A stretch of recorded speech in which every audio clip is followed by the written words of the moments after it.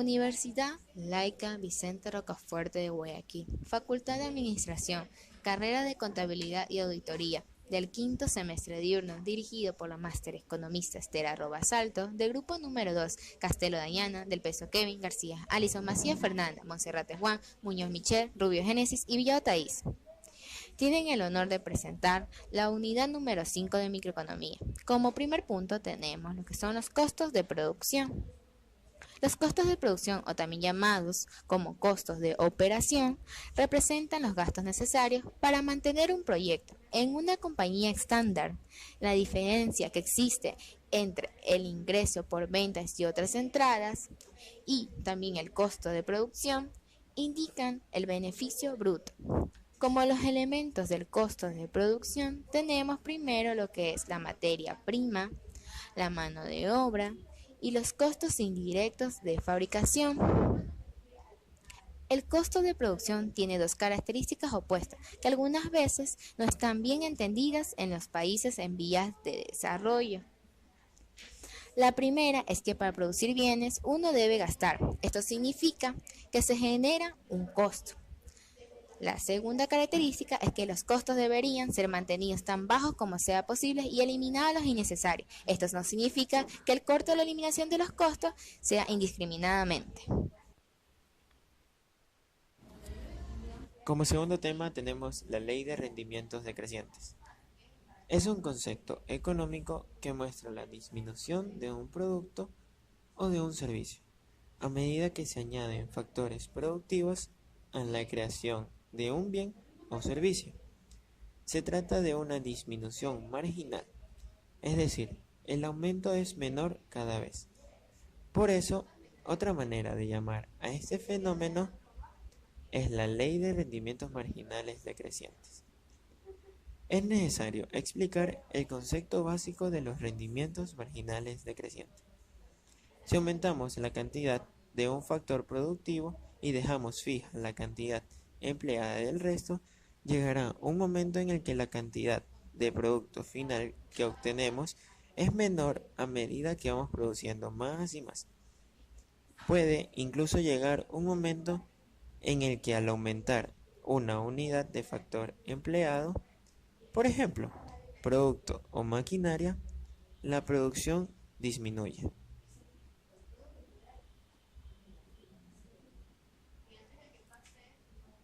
Ejemplo de la ley de rendimientos decrecientes. No por tener más obreros en una contribución, es necesariamente el trabajo se realiza de manera más rápida y eficiente. Puede llegar a un punto en el que tantas personas trabajando en un mismo espacio pueden llegar a incoordinarse por falta de espacio y no realicen sus tareas correctamente. Una mayor cantidad de obreros hará que el nivel de producción disminuya por cada unidad de obrero empleado. En este caso, el aumento marginal de la producción es negativo.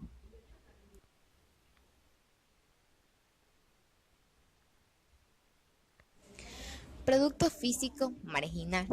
El producto físico marginal se define como el aumento del producto total, es decir, cuando se aumenta la cantidad utilizada de un insumo en una unidad. Si calculamos el producto marginal, como se observa en la tabla, comprobamos que al principio, a medida que aumentamos trabajadores, conseguimos un aumento significativo de producto. Pero llega un momento que esta contribución disminuye, es decir, el cuarto trabajador contratado va a contribuir en 5 toneladas, mientras que el tercero contribuirá en un 20. Producto físico medio. El producto medio, o también llamado productividad, es el número de unidades de productos obtenidas por cada unidad de factor empleado. Para obtener el producto medio es igual a la cantidad de bienes producidos dividido por la cantidad del factor utilizado. Si calculamos el punto medio para cada unidad de factor empleado, como vemos en la tabla, comprobamos que la productividad al principio aumenta, pero llega un momento en el que los factores fijos no van a ser suficientes para dar trabajo a todos los empleados y podría no ser rentable para la empresa seguir aumentando los mismos sin aumentar también los factores físicos. Representación gráfica del producto físico marginal y producto físico medio. Las leyes de los costos. Como primera ley tenemos los costos fijos. Se llaman también costos generales o irrecuperables.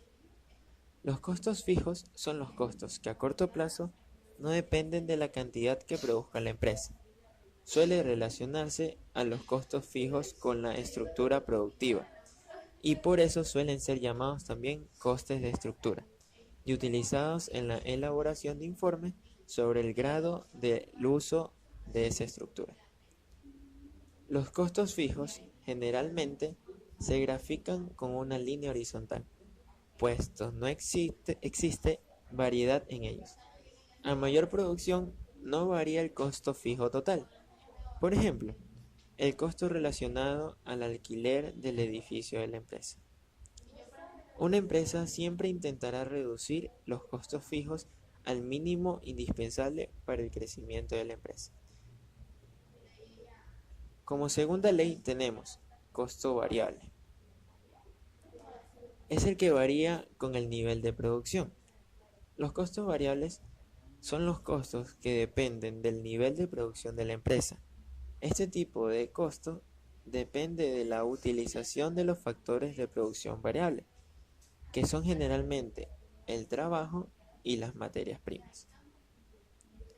Un ejemplo claro de costos variables es la materia prima, puestos que entre más utilidades se produzcan de un bien determinado, más materia se requiere.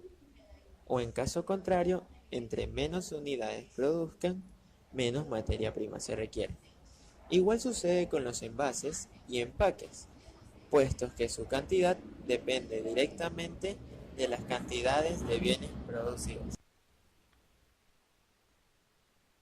Como tercera ley tenemos los costos total. El costo total es la suma de todos los costos, es decir, de fijos y variables. El costo total se representa gráficamente como una curva de inclinación ascendente. Los costos aumentan cuando el volumen de producción aumenta. Generalmente, la curva tiene forma de S, reflejando así una mayor eficiencia ante un menor nivel de producción y una eficiencia decreciente cuando el volumen de producción se aleja del punto de rendimiento decreciente. Cuarta ley, costo medio. Se define como el costo de promedio de cada unidad producida, o bien como el costo total dividido la cantidad de unidades producidas. O matemáticamente diciéndolo, el costo medio es igual al costo total dividido por la cantidad. Por ejemplo, si una empresa produce 100 computadoras diarias y tiene un costo de 5.000, el costo medio es 50, es decir, 5.000 dividido por el 100. Como quinta ley y última, tenemos el costo marginal. El costo marginal se define como la variación en el costo total ante un aumento de una unidad en la cantidad producida, es decir, es el costo de producir una unidad adicional. Matemáticamente se representa como la derivada parcial del costo total respecto a la cantidad. Costo marginal igual al costo total dividido por la variación de la cantidad. Por ejemplo, si la producción de vehículos adicionales requiere la construcción de una nueva fábrica, el costo marginal de esos vehículos adicionales incluye el costo de la nueva fábrica. Costos y ganancias. Las posibilidades de equilibrio de la empresa. Hay que tomar en consideración que la ganancia total de una empresa depende de la relación entre los costos de producción y el ingreso total alcanzado. El precio de venta del producto determinará los ingresos de la empresa. Por lo tanto, los costos e ingresos resultan ser dos elementos fundamentales para decidir el nivel de producción máxima ganancia. Por esta razón, las empresas organizan la producción internamente con el fin de producir los costos de transacción generados en su participación en los mercados. Las ganancias. Las ganancias son los que mueven un sistema de mercado capitalista. Ganancia económica. Es la diferencia entre el ingreso total de las ventas y los costos privados. Ganancia económica es igual a ITB menos costos explícitos y más costos implícitos. Ahora veremos los costos explícitos e implícitos. Costos explícitos son los precios de mercado de los recursos comprados por un productor. Costos implícitos son los precios de mercado de los recursos que son propiedad del productor.